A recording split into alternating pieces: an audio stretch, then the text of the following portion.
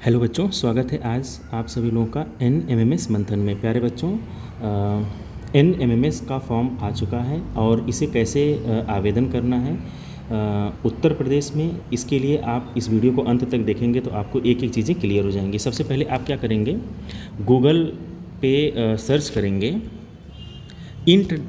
Int data .co.in ENTDATA.co.in। जैसे ही आप इसे यहाँ पे सर्च करेंगे, आप यहाँ देख पा रहे होंगे, सर्च करते ही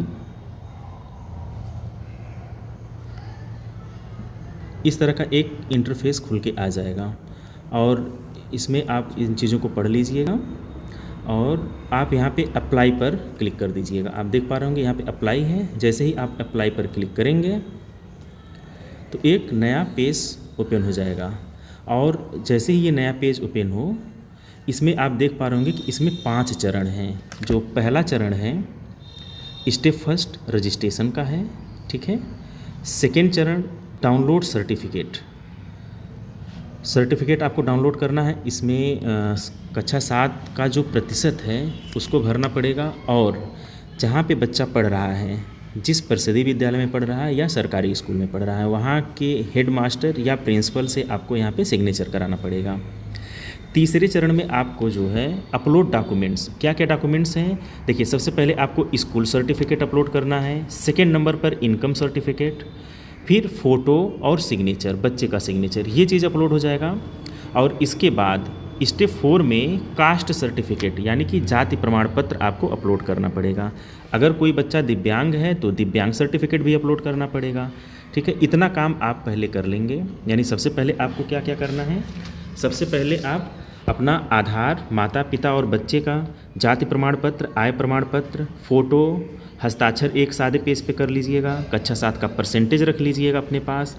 इतनी इन्फॉर्मेशन अपने पास रखिएगा और जैसा हम बता रहे हैं स्टेप बाय स्टेप अगर आप काम करते हैं तो आप बहुत ही आसानी से ये फॉर्म फिलअप कर पाएंगे। तो सबसे पहले क्या करेंगे, स्टेप फर्स्ट रजिस्ट्रेशन। जैसे ही आप रजिस्ट्रेशन पे क्लिक करेंगे तो इस तरह का पेज ओपन हो जाएगा। आप देखिएगा इसको, ये सारी इन्फॉर्मेशन एक बार आप पढ़ लीजिएगा। देखिए यहाँ पे लिखा है कि ऑनलाइन आवेदन की अंतिम तिथि 24 सितंबर है, परीक्षा की जो तिथि है 9 नवंबर 2025। ये सारी चीज़ें देखिए पहले ही निर्धारित कर दी गई हैं। आप इसे डिटेल एक बार पढ़ लीजिएगा। अभिभावक की कुल वार्षिक आय 3.5 लाख रुपए से अगर कम है तो ऐसे बच्चे जिनके अभिभावक की आय जो है 3.5 लाख से कम है वो इस फॉर्म को भर सकते हैं। तो ये सारी इन्फॉर्मेशन आप लोग पढ़ लीजिएगा। पढ़ने के बाद आप नीचे देखेंगे कि यहाँ पे 2 टिक करना रहेगा, यहाँ पे सहमति देना रहेगा।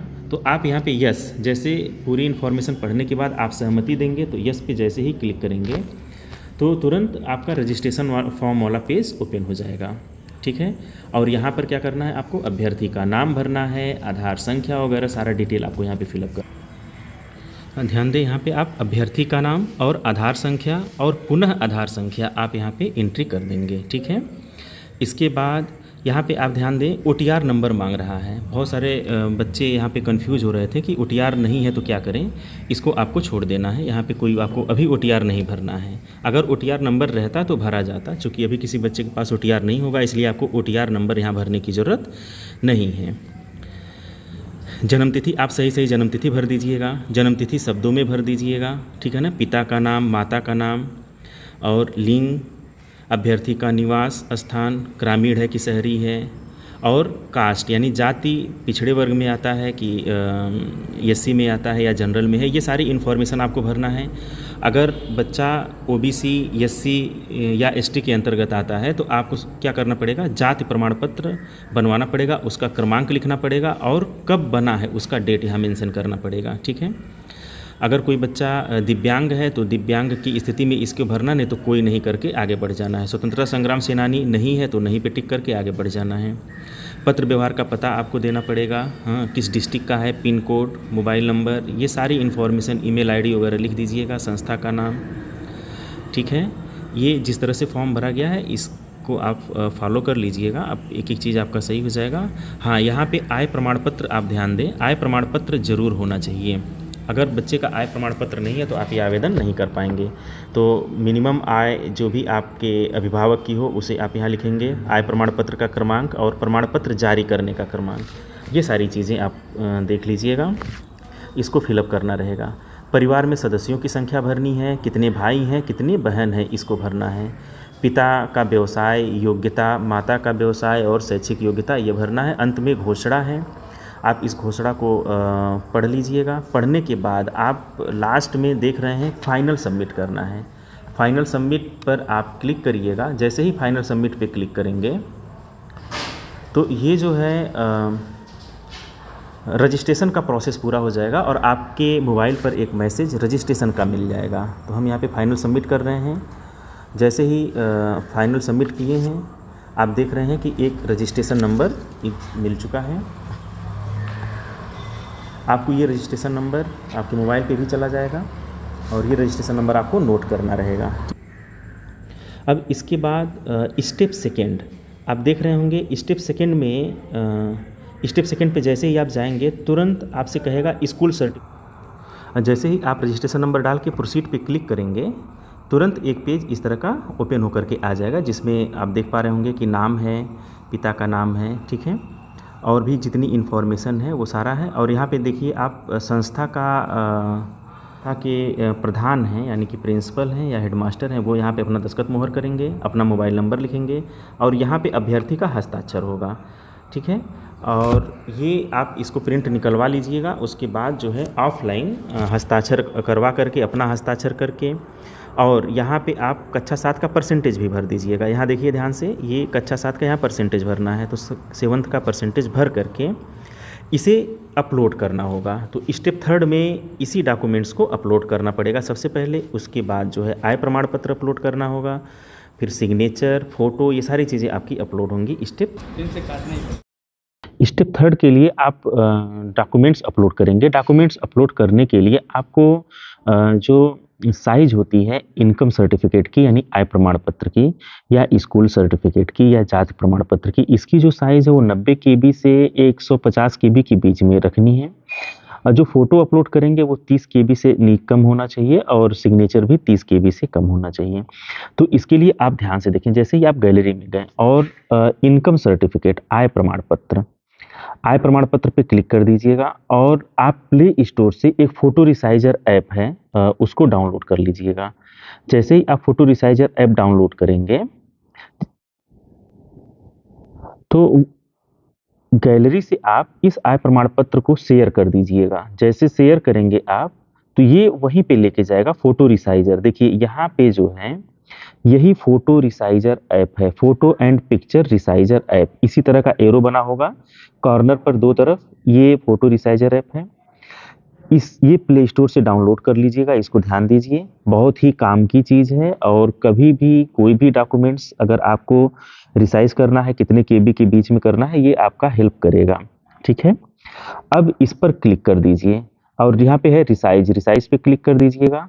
अब यहाँ पे आपका जो भी डॉक्यूमेंट्स रहेगा वो डॉक्यूमेंट्स यहाँ आ जाएगा। आप देख पा रहे होंगे ये डॉक्यूमेंट्स जो है 2.7 MB का है, तो हमें 2.7 MB नहीं चाहिए, हमें क्या चाहिए था 150 से कम चाहिए, तो लेस देन 150 होना चाहिए। तो अब ये लेस देन 150 के लिए आपको क्या करना रहेगा, इसको ध्यान, ये जो रिसाइज लिखा है इस पर क्लिक। जैसे ही आप रिसाइज पर क्लिक करेंगे, स्मॉल, मीडियम, लार्ज, इसे थोड़ा सा आप स्क्रॉल करेंगे तो देखिए 25%, 40%, 50%। हाँ, अब आप यहाँ मोर पे क्लिक कर दीजिए। मोर पे क्लिक कर देंगे तो अपनी आवश्यकता अनुसार इसे 10%, 20%, तो हम यहाँ 20% ले रहे हैं कि ये जो भी डॉक्यूमेंट्स हमारा इनकम सर्टिफिकेट का था वो 20% तक रिसाइज हो जाए। तो जब ये 20% तक रिसाइज हो जाएगा 104 KB आ गया। आप यहाँ देख पा रहे होंगे कि ये जो KB है वो घट करके 2.7 MB से 104 KB आ गया। तो ये 90 से और 150 के बीच में आ गया, यानी कि ये बिल्कुल परफेक्ट है। अब यहाँ पे आप क्या करेंगे, रिप्लेस कर देंगे। यहाँ देखिए रिप्लेस का ऑप्शन है, यहाँ रिप्लेस कर दीजिएगा। जैसे ही आप यहाँ रिप्लेस करेंगे ये ऑटोमेटिक रिप्लेस का, यहाँ देखिए एक और बार क्लिक करना है, अलाउ कर दीजिएगा। अब ये जो डॉक्यूमेंट्स है वो कहाँ कितना केबी हो गया है, 104 केबी तक रिसाइज हो चुका है। यह डॉक्यूमेंट्स आपकी गैलरी में सेव है। अब आप जो है अपनी गैलरी से उठाइएगा और इसे अपलोड कर दीजिएगा, आसानी से अपलोड हो जाएगा। बस यही प्रोसेस थोड़ा कठिन होता है, ज्यादातर बच्चे, अभिभावक या अध्यापक भी ये परेशान रहते हैं कि अपना डॉक्यूमेंट्स कैसे अपलोड करें। तो शायद अब आपको ये चीज समझ में आ गई होगी। ये अब आपकी गैलरी में ये डॉक्यूमेंट्स चला गया है, ठीक है। अब बैक हो जाइए। जैसे ही बैक हो, इसे कट कर दीजिएगा। आप एग्जिट करना चाहते हैं, यस। और अब आप पुनः होम पेज पे आ जाइएगा। यहाँ देखिए होम पेज है। अब यहाँ पर हमें क्या करना है, इनकम सर्टिफिकेट अपलोड करना है। तो इनकम सर्टिफिकेट पर आप क्लिक कर दीजिएगा, ठीक है। जो भी सर्टिफिकेट आपको अपलोड करना है वहां पे क्लिक करना है, प्रोसेस यही रहेगा। अब इनकम सर्टिफिकेट मैंने अपलोड कर दिया और यहाँ पर आपसे मांगेगा रजिस्ट्रेशन नंबर। आप यहाँ पे पहले ही कॉपी कर लिए होंगे, यहाँ पे पेस्ट करिएगा, प्रोसीड कर दीजिएगा, ठीक है। अब देखिए ध्यान से, चूज फाइल कर का एक ऑप्शन आ गया है। अब आप अपनी फाइल यहाँ से फिर चूज कर लीजिए। यहाँ पे देखिए फोटो एंड वीडियोस का ऑप्शन आपको फिर मिल जाएगा। आप फोटो एंड वीडियोस पर क्लिक कर दीजिएगा, आपको गैलरी पे लेके चला जाएगा। और यहाँ पे आप गैलरी से वह जो फोटो आपने रिसाइज किया है उसको आप गैलरी पे आपको मिल जाएगा। तो जब आप गैलरी पे आ जाइएगा तो ये फोटो आपको यहाँ से मिल जाएगा, जो फोटो रिसाइज हुआ है। जो रिसाइज फोटो है वो यही है, आय प्रमाण पत्र। ये चूज हो चुका है। अब इसे सेव एंड कंटिन्यू पर क्लिक कर देंगे। अब जब सेव एंड कंटिन्यू पर क्लिक करेंगे तो आप देख पा रहे होंगे कि ये आय प्रमाण पत्र अपलोड हो चुका है और इसे अब आपको सबमिट करना है। एक बार आप इसे देख लीजिएगा। अब इसे आप देखिए यहाँ पे एक बटन है सबमिट का, आप सबमिट बटन पे क्लिक कर दीजिएगा। जैसे ही सबमिट बटन पर क्लिक करेंगे ये जो डॉक्यूमेंट्स है वो आपका सेव हो जाएगा। देखिए सबमिट बटन पे मैंने क्लिक किया तो लिखा आपका आय प्रमाण पत्र सफलतापूर्वक अपलोड हो चुका है। कृपया तृतीय चरण में सी यानी फोटो के माध्यम से अपनी फोटो अपलोड करें। और यहाँ पे आपको ऑप्शन मिल जा रहा है होम का, आप यहाँ होम पर क्लिक करेंगे। जैसे ही होम पर क्लिक करेंगे तुरंत आप देख पा रहे होंगे कि थर्ड नंबर पे है फोटो। आप इसी तरह से फोटो अपलोड कर लीजिएगा। वो जो है 30 केबी से कम होना चाहिए और एक सादे पेज पे सिग्नेचर करा लीजिएगा बच्चे का। सिग्नेचर भी अपलोड होना है तो सिग्नेचर भी 30 केबी से कम, उसी तरह से रिसाइज ऐप पे जाइएगा, वो 30 केबी से कम हो जाएगा, तभी आप जो है उसे अपलोड करिएगा, ठीक है। अब इसके बाद है कास्ट सर्टिफिकेट, तीसरे नंबर पे, सॉरी स्टेप 4 में है कास्ट सर्टिफिकेट। इसको आपको अपलोड करना है। अगर कोई बच्चा दिव्यांग है तो दिव्यांग सर्टिफिकेट आपको अपलोड करना है।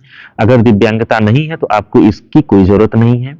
फ्रीडम फाइटर यानी स्वतंत्रता संग्राम सेनानी से संबंधित है अगर कोई बच्चा तो ये डॉक्यूमेंट्स अपलोड होगा, अदरवाइज ये भी डॉक्यूमेंट्स अपलोड नहीं होगा। और जो भी डॉक्यूमेंट्स रिक्वायर है वो डॉक्यूमेंट्स आपको अपलोड करना है। अगर दिव्यांगता नहीं है तो ये भी नहीं अपलोड होगा, ठीक है। इसके बाद जो है लास्ट है फाइनल प्रिंट। तो यहाँ पे आप ध्यान दीजिए, जब सारे डॉक्यूमेंट्स अपलोड हो जाएंगे तब आपको फाइनल प्रिंट करना है। फाइनल प्रिंट करते ही आपके मोबाइल पे एक मैसेज आ जाएगा। आप एक बार मतलब पूरा देख लीजिएगा पूरा ध्यान से, उसके बाद ही आप फाइनल प्रिंट करिएगा। जब आप एक बार फाइनल प्रिंट कर देते हैं तो उसमें सुधार संभव नहीं होता है। हाँ, एक चीज जानकारी के लिए आपको हम बता दें कि अगर किसी बच्चे से कुछ त्रुटियां हो गई हैं तो करेक्शन के लिए 2 दिन का टाइम आपको मिलता है। जिस दिन आवेदन करने की अंतिम तारीख होती है उसके अगले दिन से करेक्शन होता है। नाम, डेट ऑफ बर्थ के अलावा जितनी भी चीजें हैं सब में करेक्शन हो सकता है, यहाँ तक कि डॉक्यूमेंट्स अपलोड में भी करेक्शन होता है। तो आप परेशान मत होइएगा। अगर कुछ इंफॉर्मेशन गलत हो गया है तो आप जिस दिन डेट खत्म हो जाए फॉर्म भरने का उसके अगले दिन का इंतजार करिए। और अगर कोई भी इंफॉर्मेशन जो गलत एंट्री हो गई है उसको आप सुधार सकते हैं। तो अगर हमारी वीडियोस आपको अच्छी लग रही हो तो या जरा सा भी आपको हेल्प किया हो तो आप अपने इस चैनल NMMS मंथन को अवश्य सब्सक्राइब कर लीजिएगा, लाइक करिएगा और बेल आइकन को इसलिए प्रेस करना ना भूलें क्योंकि जितने भी नोटिफिकेशन हो आपको सबसे पहले प्राप्त हो जाएगा। Okay, thank you.